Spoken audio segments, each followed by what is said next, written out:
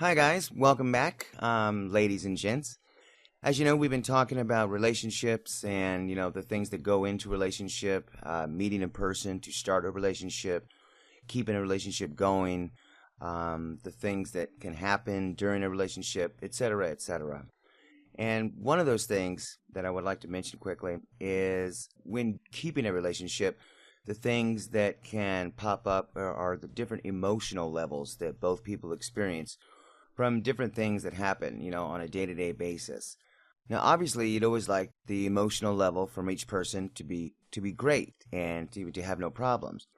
But think about this for a second. Can your husband turn you on when he's been acting like an absolute jerk all day? Hurting your feelings and making you feel small and worthless? Well, not unless his behavior changes radically, and even then, the chances I'd say are rather small. These days, most people realize a woman's brain is the organ of the body that matters most when it comes to turning on the passion in a relationship. It's much less common to find a woman who knows the same thing is true about a man. Yes, obviously men can be interested in sex even when there is an emotional tension in the relationship, but I'm talking about the aspects of the relationship that men have to work harder at. I'm talking about the non-sex parts that make up 95% of the joy and meaning both partners feel in a truly committed relationship. Relationship issues and emotions do affect that part of passion for men. That's right. Men need to feel a certain way if you want them to perform. If you want him to be really deeply engaged in the relationship, you've got to pay attention to his mind and his emotions. But which emotions matter most to a man? It's not the same stuff that matters the most to a woman. I'll tell you the answer, but before I do, I need to prepare you. It's not what you would expect, and you might doubt the importance of it when I do tell you. Remember, men experience relationships differently than women. As a result, the issue that matters most to men may strike you as petty or even small. Now, in a relationship, the most important thing that will affect a man's ability to perform is the level of respect he feels in the attitudes, actions, and words of the people around him. And by the way, when I say perform, I'm referring to emotional openness, willingness to work through problems, true investment in the relationship, and the desire to make you happy above all else. In my early 20s, there were two women who both expressed an interest in me. Both of them were very attractive. Both of these women were very attractive to me. That's where the comparison broke down, though. The way they treated me was very different. They both attempted to use compliments to spark conversations and show their interest, but they did so in very different ways. Now, the first woman, we'll call her Janet, was sitting at a table with me and 8 other acquaintances when she made her approach. Now, this may seem a bit ridiculous, but remember, we were in our early 20s and still basically just kids. She was giggling a lot, as she almost always did, and talking in hushed tones for a few seconds with her close girlfriend sitting beside her before she turned to me and said, "I bet you would look really good with your shirt off." She had a silly little grin on her face and no shame for her boldness. Now the other woman, we'll call her Nicole, approached me one day as we both exited a building and headed down the sidewalk after a social event.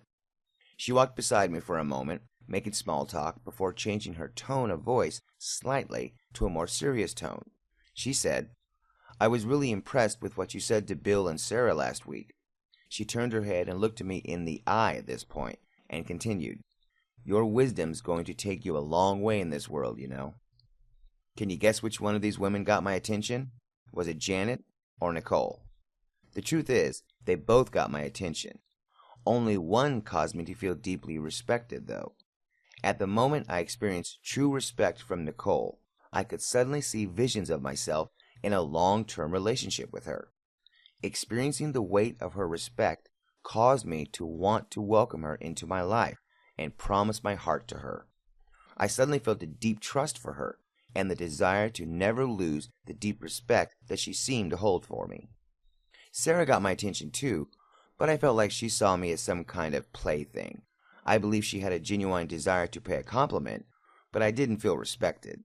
I felt that she was not respecting me, the deeper me, the real me.